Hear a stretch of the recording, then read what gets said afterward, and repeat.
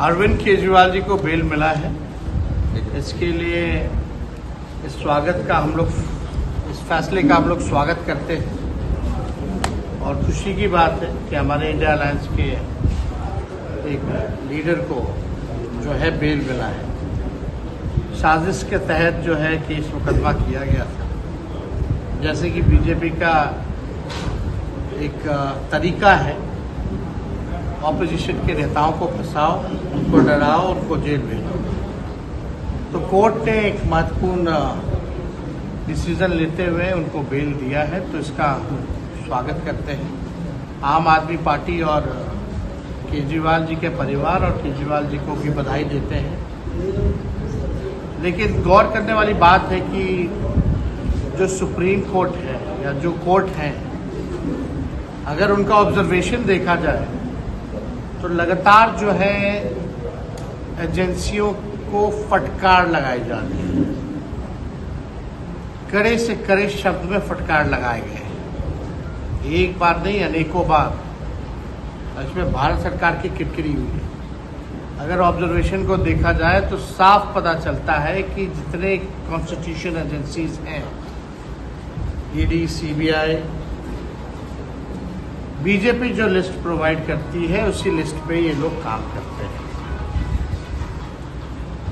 हम तो चाहते हैं कि भाई जो भी बात हो फेयर इन्वेस्टिगेशन होना चाहिए, लेकिन हम लोगों ने ये भी देखा है कि वही लोग जब दूसरे दल में रहते हैं तो ईडी अरेस्ट करती है, चार्जशीट करती है, समन करके बुलाती है, लेकिन अगले दिन भाजपा में मिल जाते हैं तो उनका चार्जशीट से नाम ही चला जाता है।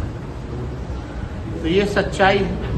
इसमें कोर्ट ने बड़ा कड़ा रुख अपनाया है, लेकिन हम लोग चाहते हैं कि इस तरह का अगर इन्वेस्टिगेशन और पॉलिटिकल वेंडेटा के हिसाब से अगर लोग टारगेट करेंगे तो ये लोकतंत्र के लिए ठीक नहीं रहेगा। तो इसके लिए हम केजरीवाल जी को पुनः बधाई देते हैं। खुशी की बात है।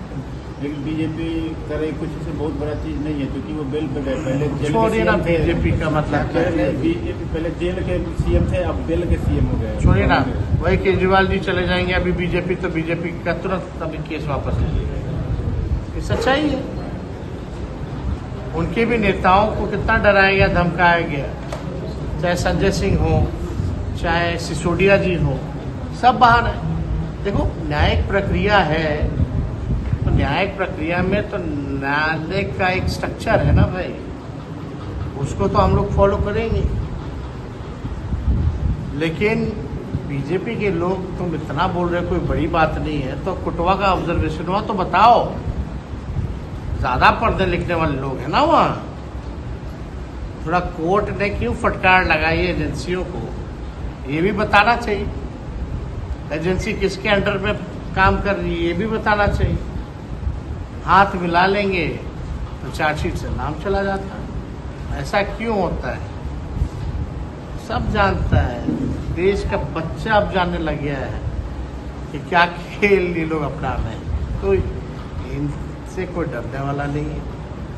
अपना जो काम है हम लोग करते हैं। जस्टिस भुइयां ने कहा सर कि आप लोग कम से कम सीबीआई को भी तोता। केजरीवाल केस में जस्टिस भुइयां ने कड़ी टिप्पणी की है। वही हम बोल रहे हैं ना कि एक पहली बार नहीं है, ऐसे कई बार कई मामलों में, हमारे मामले में भी कड़ी से कड़ी फटकार लगाई गई है। लेकिन अब मीडिया के लोग वो नहीं दिखाते तो हमारा तो दोष है नहीं। यही बात आ जाता है तो आज तक जंगलराज लोग लपेटते रहते हैं, वो अलग बात है। बालिका गृह में जो हुआ था, सुप्रीम कोर्ट ने कहा था बिहार में सरकार नाम की कोई चीज नहीं है। इससे बड़ा टिप्पणी आज तक बिहार में किसी सरकार के प्रति उच्चतम न्यायालय ने नहीं किया। लेकिन है तो है, उस पर क्या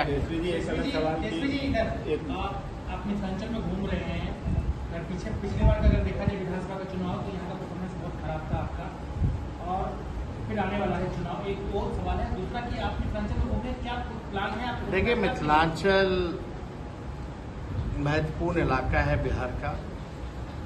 पिछले बार के चुनाव में बहुत कम मार्जिन से ही हम लोग 2-3 हज़ार से ही कई जगह हम लोगों की हार लेकिन सोचने वाली बात है कि लगातार डबल इंजन की सरकार है 20 साल से मिथिलांचल में।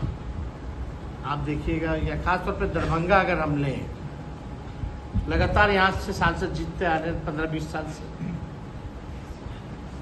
10 में से 9 एनडीए के एमएलए हैं, केंद्र में उनकी सरकार है, राज्य में उनकी सरकार है, लेकिन थोड़ा सा पानी बहता है तो पूरा दरभंगा डूब जाता है। ये स्थिति है।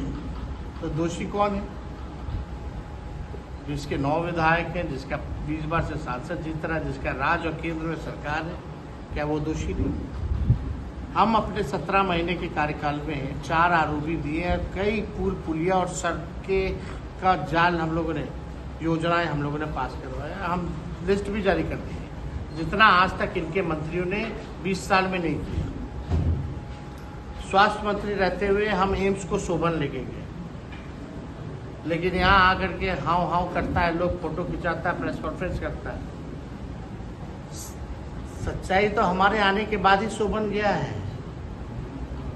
और डीएमसीएच जो धरोहर रहा है, जिसकी फैकल्टी जो है पूरे विश्व में है, उसको बचाने का काम हमने किया।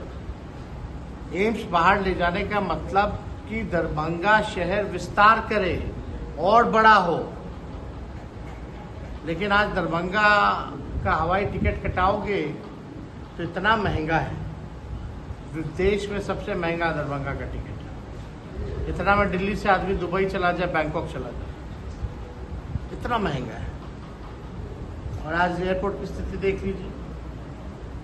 तो हम यही बताना चाह रहे हैं कि अगर हमारी सरकार बनेगी तो मिथिलांचल इलाका के लिए मिथिलांचल डेवलपमेंट अथॉरिटी का गठन किया जाएगा, ताकि डेवलपमेंट को लेकर के कोई कमी मिथिलांचल के एरिया में ना रह जाए। MDA मिथिलांचल डेवलपमेंट अथॉरिटी का गठन हम लोग करेंगे, और हम लोग जो कहते हैं वो करेंगे, ताकि मिथिलांचल जो इलाका है काफ़ी आगे बढ़े। माछ है, मखान है, इतना फूड प्रोसेसिंग यूनिट से यहाँ लग सकता है, बहुत काम हो सकता है।